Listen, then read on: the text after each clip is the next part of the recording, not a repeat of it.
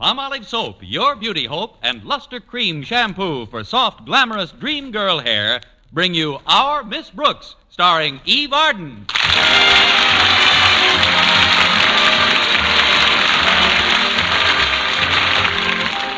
Although our Miss Brooks teaches English at Madison High, her problems, like those of any other teacher, aren't always confined to purely scholastic ones. There's Mr. Philip Boynton, for instance, a biology teacher of whom Miss Brooks is extremely fond. And who, in return, lavishes his affection upon his frogs and guinea pigs. There have been other problems, too. A perfect example of what I'm talking about occurred last Sunday. A grand illustration of what can happen when you let a little softness of the heart spread to your head. The day started off innocently enough when my landlady, Mrs. Davis, knocked on my door around 9:30 in the morning. Connie! Oh, Connie! Get up, Connie. It's 9:30. Oh, come on in, Mrs. Davis. Oh, I don't like to disturb you like this on Sunday. Oh, that's all right, Mrs. Davis. I've been up. Since when? Since you said, Connie, oh, Connie, get up, Connie, it's 9:30. Well, I got your note to wake you, dear, and... I'm glad you did, Mrs. Davis. I've got to do a little checking today on one of my pupils who's been absent all week, Eddie Garson. But, Connie, today's Sunday. I know, Mrs. Davis, but Eddie's always had such a good record of attendance. I just can't understand it. His mother hasn't answered any of my notes, and by tomorrow, Mr. Conklin will send a truant officer after him. I'm going over to his house today and investigate. Oh, it's very nice of you to take such an interest in the boy, Connie. Well, I feel it's my duty to go to Eddie's home, Mrs. Davis. He's always been a good student, well-behaved, with a fine character, and he lives 4 doors from Mr. Boynton. Oh, I see. Connie, did Mr. Boynton ask you for a date? Well, how could he, Mrs. Davis? I haven't asked him to yet. But if I can straighten out Eddie Garson in a hurry, I might accidentally run into Mr. Boynton. I'm perfectly willing to meet him halfway. Of course, if his door opens outward, I'm liable to get a broken nose. But I understand that Mr. Boynton likes to take his Sunday morning constitutional by himself. Well, that's what's nice about a constitutional. You can always amend it.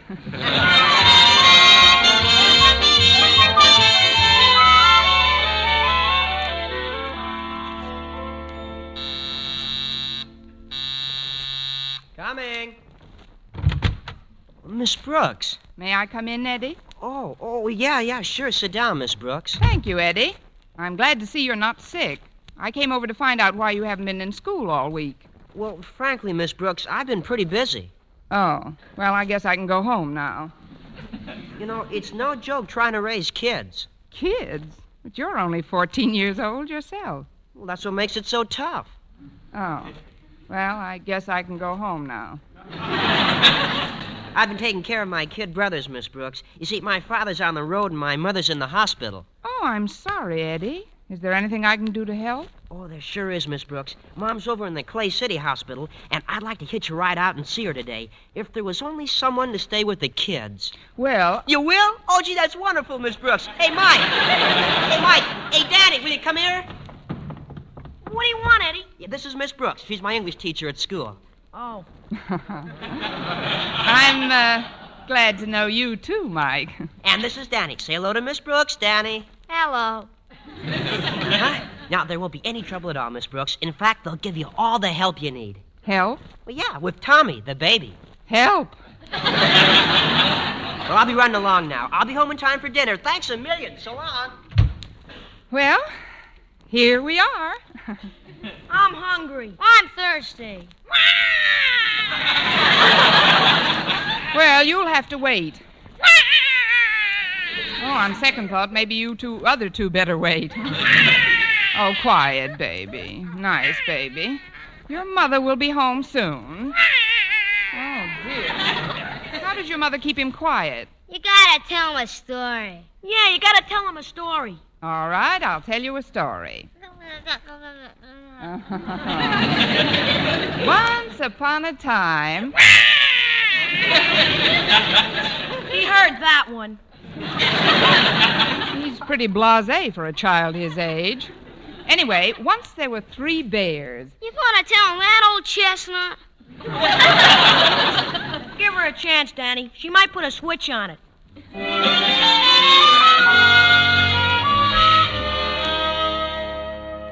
And so Snow White and the Prince lived happily ever after. I'm glad for him.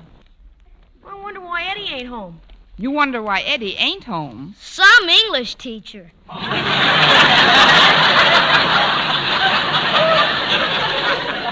You know, I never in my life hit a child, and this is the first time I ever wondered why. Eddie should have been back by now, though. It's after 7. I'm hungry. I'm thirsty. Well, I'll get you something to eat and drink in a minute. Quiet, Tommy. Now, once there was a girl named Little Red Riding Hood, Oh, great. whose father was a traveling salesman.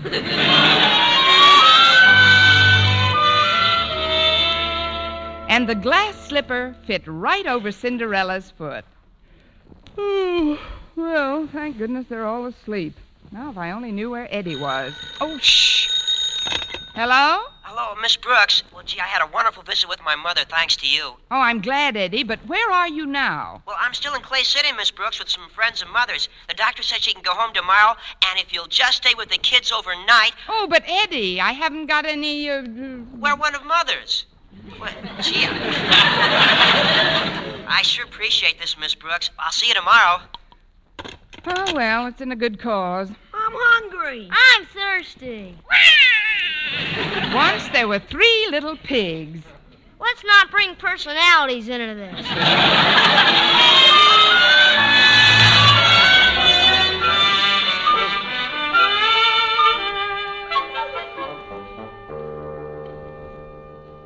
I'm hungry. I'm thirsty. Well, come on, drop the other shoe. That's better. Now, once there was a big giant.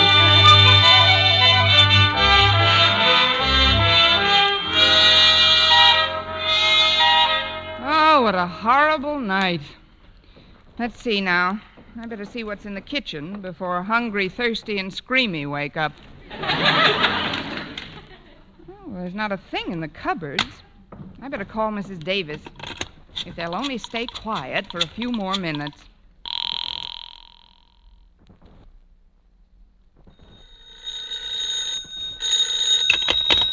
Hello? Hello, Mrs. Davis. This is Connie. Connie, I've been worried sick. Where in the world have you been? I have no time to explain now, but I want you to do me a favor. When Walter Denton comes by to take me to school, send him over to 225 Park Street. 225 Park Street? Yes, Mrs. Davis, I can't make it to school today. But, Connie... I'll tell you all about it when I see you. This is mysterious. Not going to school on Monday morning. I'd better call Mr. Conklin. I'll just tell him that Connie is sick and... Hello? Hello, is that you, Osgood? This is Mr. Conklin speaking. This is Margaret Davis Osgood, and I just want to tell you that Miss Brooks won't be in school today. She doesn't feel well. Doesn't feel well? What's the matter with her? I really don't know, Osgood. I just know she's quite indisposed. Oh, I'm sorry to hear that, Mrs. Davis. You always get indisposed on Monday. What's that, Osgood? Tell Miss Brooks to take care of herself. Goodbye.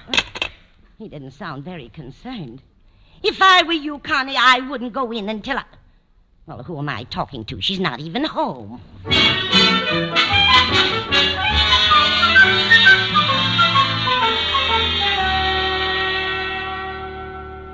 What are we going to eat, Miss Brooks? As soon as I send one of my students to the store, Mike. You playing hooky today, Miss Brooks? I guess I'll have to until your brother Eddie comes home. Say, that reminds me. I better call Mr. Conklin. But what'll I tell him? I can't explain about Eddie on the phone. Besides, there's no proof of his story until his mother comes back. I wish you'd talk to us for a while. You're making me very nervous. I'm sorry, Danny. I know what I'll do. I'll make believe I'm Mrs. Davis and tell him I'm sick. Hello?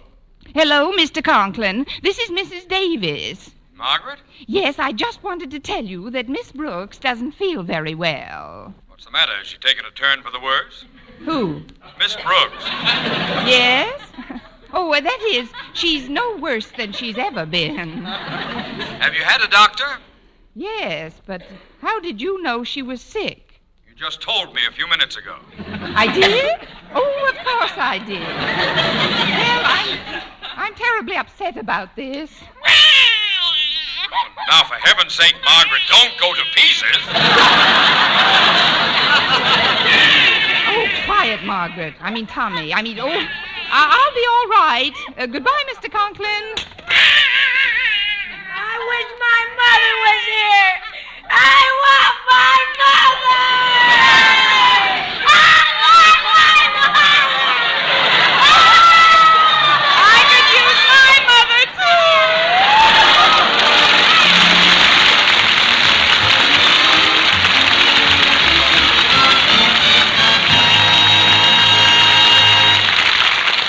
Our Miss Brooks, starring Eve Arden, will continue in just a moment. But first, here is Vern Smith with an important announcement. Palmolive Soap is giving away prizes worth $67,000, a grand prize of $25,000 in one lump sum, or $100 a month for life. And that's not all. There are over 2,000 prizes in Palmolive's big treasure chest contest. Ford sedans, Westinghouse laundromats, from Silver Fox scarves, Toastmaster toasters. and it's easy to enter. Complete the last line of this jingle. A fresher, brighter-looking skin is something I would like to win. I'll get Palmolive Soap today. Da-da-da-da-da-da-da-da. Write your last line on a plain sheet of paper or use an official entry blank giving complete rules obtainable at your dealers. Include your own and dealer's name and address, and mail with the big word Palmolive from the front of the wrapper of one regular and one bath-size cake of Palmolive Soap to Palmolive, Box 92, New York 8, New York.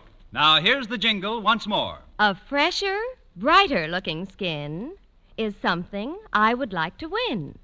I'll get Palmolive Soap today. Da-da-da-da-da-da-da. Mail your entry to Palmolive, Box 92, New York 8, New York. But hurry, your last chance. Contest closes next Saturday. Get Palmolive Soap for a lovelier complexion. Remember, doctors prove Palmolive's beauty results.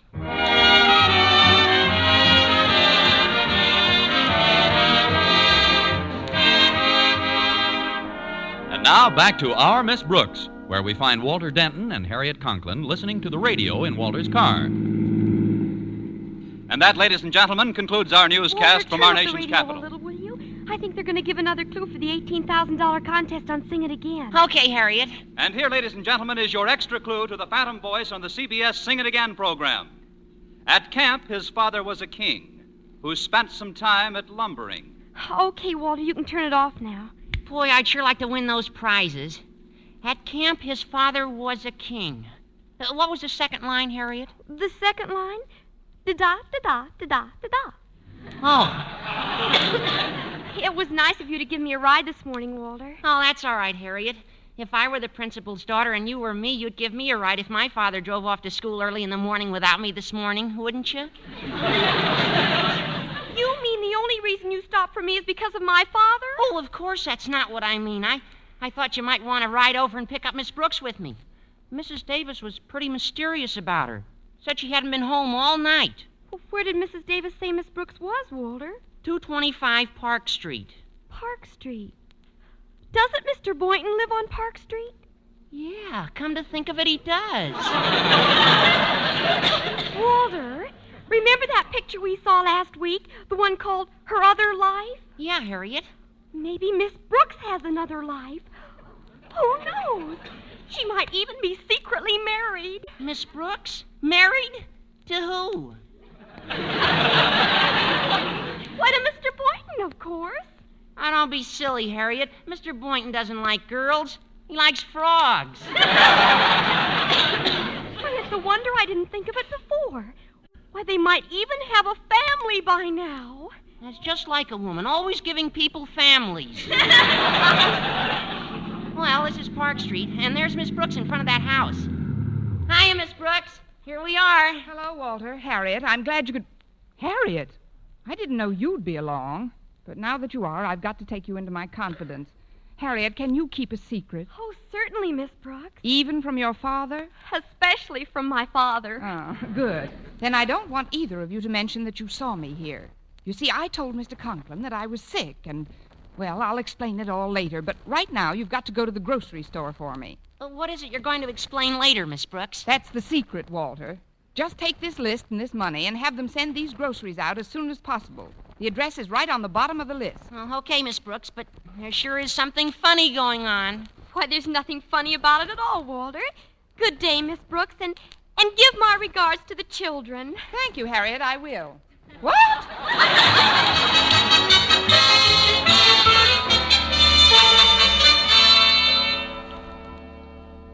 Now, do you believe me, Walter? Look at this order we've just given. 4 bottles of milk, 1 dozen cans of strained vegetables, 2 chocolate milkshake bars, a large box of pablum, and some Swyback. That sure is suspicious, all right. Nobody eats Swyback if they're not married. Look who just came into the store, Walter. Oh, it's Mr. Boynton. Hiya, Mr. Boynton. Oh, it's Walter Denton and Harriet. How are you today? We're fine, Mr. Boynton. How are you all? Oh, well, as could be expected, we're anticipating a blessed event at any time now. Another one? Well, yes. Of course, Patricia has quite a big family now. She's even changing her name. Oh, yes, Patricia's one of my favorite frogs. Oh. Those bundles look pretty heavy, Walter. Can I give you a hand with one of them? Oh, yeah, thanks, Mr. Boynton. We just bought them for Miss Brooks. Miss Brooks? Well, why didn't she come down herself? Oh, she looked pretty upset when we saw her last, Mr. Boynton. Here, you better take both of these bundles and get right over there. Me? But get right over where? I guess you never heard of 225 Park Street? Park Street? I live on Park Street. Harriet, he says he lives on Park Street. Come along, Walter. We'll be late for school. Don't worry, Mr. Boynton. Your secret is safe with us. Yeah, I think it's wonderful.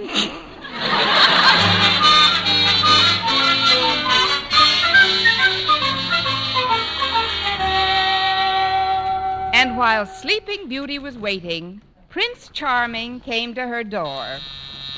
Come in, Prince. Oh, it's the doorbell. I guess you got carried away by the story. It should happen to me. At last, the groceries. Hello, Miss Brooks. And Mr. Boynton right behind them. Come in, won't you? He's a big one, ain't he? Ain't he? There she goes again. Miss Brooks, who are these... Children will do, High Pockets. Oh, they're terribly bright. Now, boys, run to the kitchen and play with the meat cleaver until lunch is ready. All right. But please make it snappy, because I'm hungry. And I'm thirsty. Oh, did you have to turn that on? Oh, excuse me, Mr. Boynton. There, little baby. There. Shh. Oh, I guess I'll have to pick him up. No. Miss Brooks, I don't want to pry, but where did all these children come from? Why, any biology teacher knows that. The stork.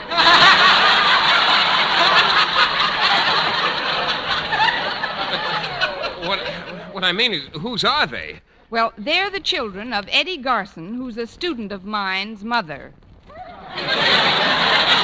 What? Which their father is a traveling salesman. Miss Brooks, I'm afraid you're upset. Oh, well, of course I am. You'd be upset, too, if you had breakfast crying and 3 children cooking on the stove. Well, isn't there anything I can do to help? Yes, there certainly is, Mr. Boynton. You can help me get this house tidied up before Eddie brings his mother home from the hospital. But, Miss Brooks, I've got to go to school. You're smart enough now. In some ways. Call Mr. Conklin and tell him you're ill. But I'm not ill. Well, stick around a while. Your chances will improve. Well, I don't know what this is all about, Miss Brooks, but if you're in trouble, the least I can do is stand by and lend a hand. Give that boy a box of merit badges and 2 tickets to the next Olympic Games. Thank you.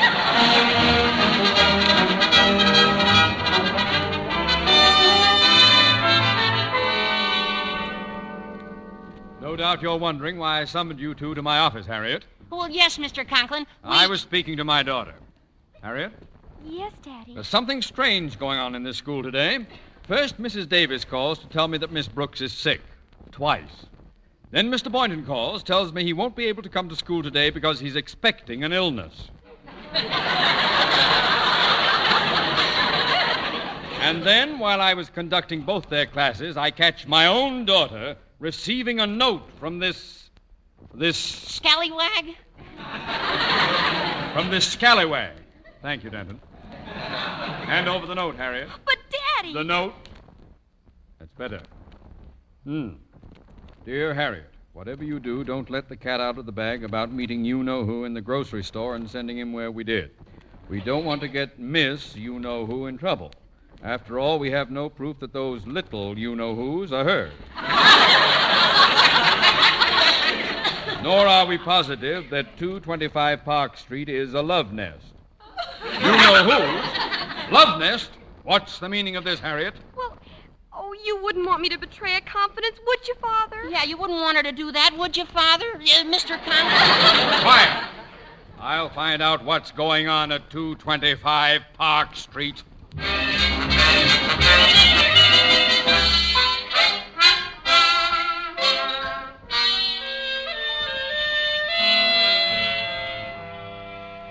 Well, Mr. Boynton, did you enjoy your lunch? Oh, yes, indeed, Miss Brooks. And you know something? Seeing you taking care of those children and then tucking them in for their nap after lunch made me feel that this is where you belong. Miss Brooks, did you ever think of giving up your career as a teacher? Why, Mr. Boynton. I mean it. I've been thinking it over all morning, and, well, I've got another sort of career in mind for you. You have? Yes, Miss Brooks, I have. Why don't you become a governess? Oh. Well, I'll tell you what, Mr. Boynton. I'll become a governess when you become a governor. Oh, it's been fun trying to help you out this morning, Miss Brooks. I hope I have been of some assistance with the children. Oh, you've been a tremendous help, Mr. Boynton. They would never have gone to bed so quickly if you hadn't told them that fascinating story about the African tsetse fly. Oh, it was nothing, really. Nothing, he said. It had everything. Humor, pathos, sleeping sickness. Now, if you'll excuse me, I'd like to wash the luncheon dishes. No, you sit right where you are, Miss Brooks. I'm going to do those luncheon dishes myself. Oh, but Mr. Boynton... No, I'll have them done in a jiffy. Picture you upon my knee, just okay. Tea for two and two for tea. Me for you and you for me alone. Tom, ti-tom, ti-tom, ti-tom, ti-tom, ti-tom. Oh, I hope that's Eddie and his mother. Be right there. We will raise a family, a boy for you, a girl for me. Oh! Mr. Conklin. What's going on here, Miss Brooks? I was under the impression that you were sick. I was. I am. What a coincidence you're meeting me here at the doctor's. Did you say the doctor's? He's an obstetrician. What? I don't think I helped my case any. Well, everything's all set, Miss Brooks. Mr. Conklin! Good afternoon, Mr. Boynton. I suppose you're here visiting the doctor, too? Oh, of course. He's expecting tadpoles. It's my sinuses, Mr. Conklin. Oh, well, you've certainly come to the right place for treatment. An obstetrician should do them a world of good. Now, see here, you two. I know this is no doctor's office. You know what I think? I think you two are secretly married, and this is your love nest. Love nest? Love nest? Love nest? Love nest? Who are these? Where did they come from? Now, please, Mr. Conklin, remember your blood pressure. He turns an interesting color, doesn't he? Now, see here, you little... I don't know what you are, or who you are, or... Oh, please. Your type when I was silent pictures. Now, get back in your room, you two. Sit down, Mr. Conklin, and take it easy. But, Miss Brooks, you promised us another story. Get back in your room, or I will kill you. Come on, Mike. He's turned on us. Oh, now, please let me explain, Mr. Conklin. Very well, Miss Brooks. Everyone's entitled to a hearing before he's hanged. That's what I like, an open mind. Now, you see, sir, Mr. Boynton and I were just taking care of these children until their mother comes back from the hospital. That's right, Mr. Conklin. It was an emergency. Yes. It's all well and good, but why did you lie to me? Well, it would have been hard to explain on the phone, Mr. Conklin. And besides, I didn't want Eddie Garson to get in trouble. He's been absent all week taking care of his little brothers. A very touching story, Miss Brooks. I don't doubt that your motives were of the highest, but I can't run a school that way. Miss Brooks, unless you're in your classroom for the afternoon session, you had better look elsewhere for employment. Oh, that must be Eddie now. I'll get it. Eddie, I thought you'd never get... Where's your mother? Well, she's paying the cab, Miss Brooks. She'll be right in. The doctor says she's fine. Oh, good. Then she'll be able to take care of her family again, and I can get back to school. Oh, no, you can't, Miss Brooks. We need you more than ever now. Look, in this blanket here, a brand new baby brother. Once upon a time, there was a governess named Connie Brooks.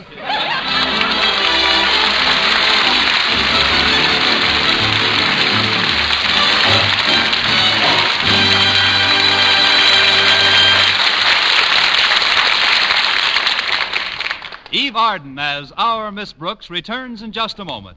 But first... Dream girl, beautiful luster cream girl. Tonight, show him how much lovelier your hair can look after a Luster Cream shampoo. Only Luster Cream brings you Kay Daumit's magic formula blend of secret ingredients plus gentle lanolin. Gives loveliness lather even in hardest water. Glamorizes your hair as you wash it. Luster Cream. Not a soap, not a liquid, but a dainty cream shampoo. Leaves hair fragrantly clean, free of loose dandruff, glistening with sheen. Soft, manageable. Gives new beauty to all hairdos or permanents. 4-ounce jar, $1. Smaller sizes, either tubes or jars. Tonight, try Luster Cream shampoo and be a dream girl, beautiful luster cream girl. You owe your crowning glory to a luster cream shampoo. And now, once again, here is our Miss Brooks. Well, I couldn't afford to lose my job at school, and yet I hated to leave Mrs. Garson in the lurch. So I did the only thing possible under the circumstances. I got somebody to help out in my place. Before I left for the afternoon sessions, I gave a few last-minute instructions. Now, be sure the formula isn't too hot, and don't be stingy with the talcum powder. Any other questions? What should I do with the safety pins when they're not in use? Well, with a baby this age, you won't have that problem. Goodbye, Mr. Conklin.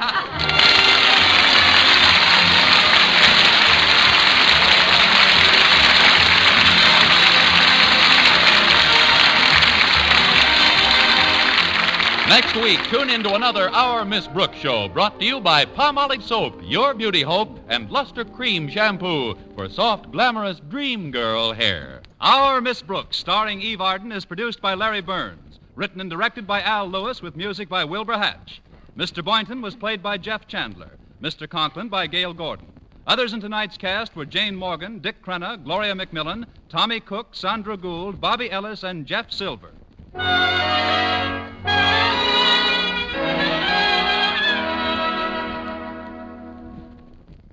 Dentists know what cleans teeth best, and over 4,000 dentists say Colgate Tooth Powder with a 2-minute routine gets teeth sparkling and super clean. So to remove dull film and get your teeth shining clean, just brush teeth 2 minutes morning and night with Colgate Tooth Powder. Brush inside, outside, and biting surfaces. Always brush away from the gums. See how quickly this gets teeth naturally bright. It removes dull film that improper brushing misses. And Colgate Tooth Powder also sweetens your breath. Try it. Buy Colgate Tooth Powder today. For mystery liberally sprinkled with laughs, listen to Mr. and Mrs. North, the exciting, fun-packed adventures of an amateur Park Avenue detective and his beautiful wife. Tune in Tuesday evenings over most of these same stations. And be with us again next week at this same time for another comedy episode of Our Miss Brooks. Bob Lamont speaking. This is CBS, the Columbia Broadcasting System.